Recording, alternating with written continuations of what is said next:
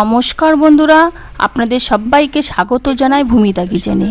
আজকে আমি চলে এসেছি নতুন এক রেসিপি নিয়ে। আমার এই ভিডিওটি দেখার জন্য আপনাদের কাছে একান্ত অনুরোধ রইল। আজকে আমি শেয়ার করছি খুবই সহজ পদ্ধতিতে এবং খুব অল্প সময়ে এই রেসিপিটি করা যায়। রেসিপিটি হলো রুই মাছের পোস্ত। এই রেসিপিটি আমরা অনেকেই অনেক রকমভাবে বানিয়ে থাকি, তবে একবার আমার মতো করে বানিয়ে দেখুন, আশা করছি ভীষণ ভালো লাগবে। তো দেখুন, আমি মাছগুলোকে নিয়েছি, পরিমাণ মতো নুন দিয়েছি, হলুদ দিয়েছি, দিয়ে মাছটাকে আমি ভালো করে নুন হলুদ দিয়ে মেখে রেখে দেব। এবার আমি পোস্ত, কাঁচা লঙ্কাটা আমি বেটে নেব। তো আমি শিলপাটায় বেটে নিচ্ছি। তো পাটায় বাটা মশলা দিয়ে যে কোনো রেসিপি খেতে ভীষণ সুন্দর হয় খেতে এবং দুর্দান্ত লাগে। তো দেখুন, আমার পোস্ত বাটা, কাঁচা লঙ্কার বাটাটা আমি করে নিচ্ছি। এবার আমি কড়াইয়ে পরিমাণ মতো তেল দিয়ে দেবো। তেলটা আমি একটু বেশি করেই দিয়ে দেবো, তার কারণ এই তেলের মধ্যেই আমি রান্নাটা করে নেব। তো দেখুন, এবার তেলটা আমার গরম হয়ে গেছে। এর মধ্যে আমি সামান্য পরিমাণ নুন দিয়ে দিলাম, তাহলে মাছগুলো তলায় লেগে যাবে না বা ধরে যাবে না। তো মাছগুলো আমি এক এক করে সব দিয়ে দিয়েছি। মাছের এপিট ওপিট সুন্দর করে আমি একটু ভেজে নেব। তবে খুব বেশি কড়া করব না, কড়া করলে মাছটা খেতে বেশি শক্ত শক্ত হয়ে যায় বা খেতেও ভালোও লাগে না। তো দেখুন, আমি মাছটা উল্টিয়ে পাল্টিয়ে বেশ সুন্দর করে ভেজে নিচ্ছি। তো দেখুন, আমার মাছটা মোটামুটি ভাজা হয়ে গেছে। এবার আমি উঠিয়ে নেব।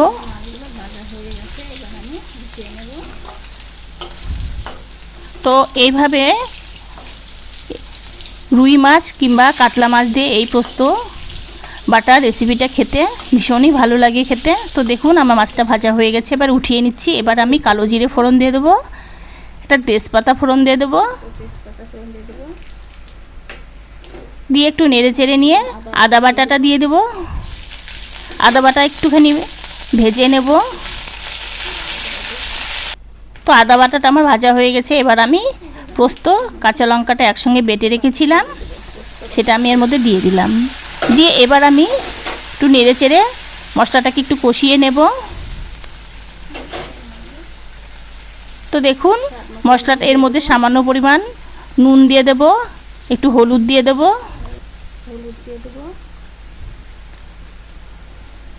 এবার একটু ভালো করে মশলাটাকে কষিয়ে নেব। তো খুব বেশি কষাবো না, তাহলে পোস্তর টেস্টটা নষ্ট হয়ে যাবে। তো দেখুন, এবার আমি বাটিটা ধুয়ে একটু জল দিয়ে দেবো, দিয়ে আর একটুখানি কষিয়ে নেব। তো দেখুন, মশলাটা আমার মোটামুটি কষানো হয়ে গেছে, মশলা থেকে তেল ছেড়ে দিয়েছে। এবার আমি ঝোলের জলটা দিয়ে দেবো। তো আমি খুব বেশি ঝোল দেব না। এবার আবার নেড়ে চেড়ে নিয়ে ঝোলটাকে ফুটিয়ে নেব। ফুটানো হয়ে গেছে। এবার আমি ভেজে রাখা মাছগুলো দিয়ে দেব। তো মাছগুলো একটু ভালো করে ফুটিয়ে নেব। 2 থেকে 3 মিনিট মাছটাকে আমি সেদ্ধ করব ঝোলের মধ্যে।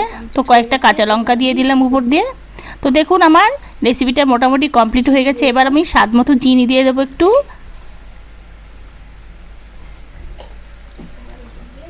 তো নুনটা আমি টেস্ট করে দেখে নিতে হবে যে কতটা লাগবে। তো আমি অনেকবার নুন দিয়ে দিয়েছি, সেই জন্য আমি আর নুন দিলাম না। এবার আমি উপর দিয়ে কাঁচা সর্ষের তেল দিয়ে নামিয়ে নেব। তো দেখুন, আমার রেসিপিটা কমপ্লিট হয়ে গেছে।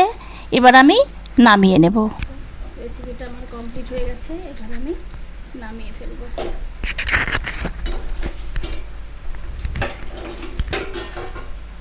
তো এবার আমি নামিয়ে নিলাম। তো দেখুন, আমার রেসিপিটা কমপ্লিট, নামিয়ে নিলাম। এবার গরম গরম ভাতে পরিবেশন করুন, খেতে খুব দুর্দান্ত লাগে। দেখুন কালারটা কত সুন্দর এসেছে। দেখুন, তো আমার রেসিপিটা কেমন লাগলো, যদি ভালো লেগে থাকে তাহলে অবশ্যই একটা লাইক কমেন্ট শেয়ার করবেন। আর এরকম নিত্য নতুন রেসিপি পেতে প্লিজ আপনারা আমার চ্যানেলটি সাবস্ক্রাইব করে রাখবেন।